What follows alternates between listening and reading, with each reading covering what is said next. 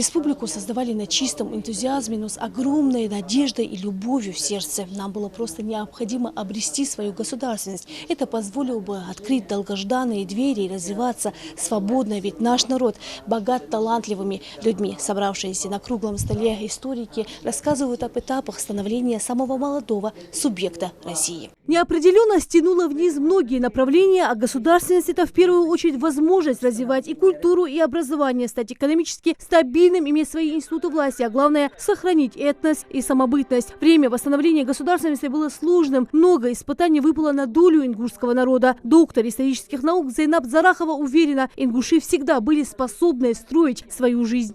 Что нам дала эта государственность и что она нам дает? Она нам дает все. Мы исследуем свою историю, мы изучаем свои древние культуры, основы культуры. Мы говорим о себе и пишем, если не мы, то за нас напишут другие. И многие те исследования, которые сделаны и в области исторической науки, и в области филологической, и фольклора, многое это было сделано именно в первые годы, в последующие, и сегодня продолжаем над этим работать.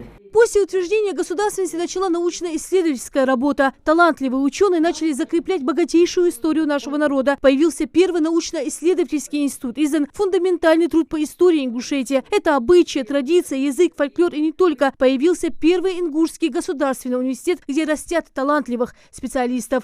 Наши студенты показывают прекрасные способности, знания. И выезжая на различные форумы, они получают призовые места.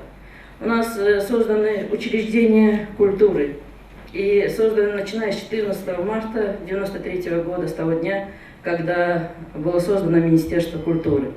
Это и театры, это и различные учреждения, библиотеки, музыкальные центры. Я не буду всего перечислять, но мы имеем просто колоссальный подъем. Сегодня ингуши показывают блестящие успехи в спорте, образовании и науке. Регион шагает уверенно в информационном пространстве. Мы воспитываем образованное подрастающее поколение. За 30 лет маленькому субъекту удалось заявить о себе на весь мир. Редактор научно-исследовательского института имени Чаха Ахриева Хаваж Накастхоев уверен, сегодня мы должны ценить настоящее, с гордостью оглядываясь назад. Экономическая сторона, экономическая составляющая в нашей республике тоже на уровне. У нас уже республика в принципе газифицирована. Очень хорошие дороги, очень огромное количество зданий построено, и административных зданий построено, и в том числе и жилье построено.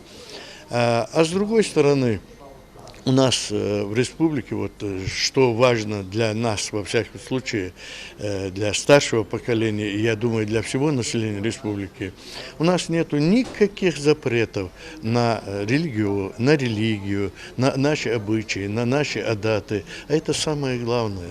Мы можем развиваться, как мы хотим. Народ наш талантлив и работоспособен, и законопослушен. А это главные составляющие, которые обеспечивают успех.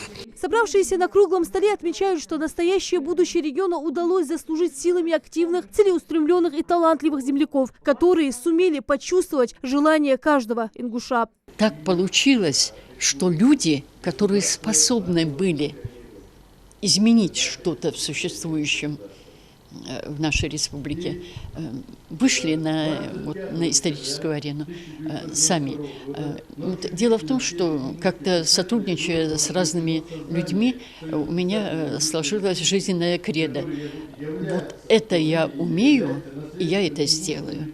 И вот мне кажется, что вот именно вот на такой волне и действовали те люди, которые не считались ни со временем, не может быть какими-то личными материальными затратами, а старались сделать то, что народу было очень в то время необходимо. У нас нет никакого права останавливаться на достигнутых успехах. Регион и дальше продолжит созидать и развивать, так как завещало время и предки. Лида Цичоева, Хамзат Халухоев. Новости 24.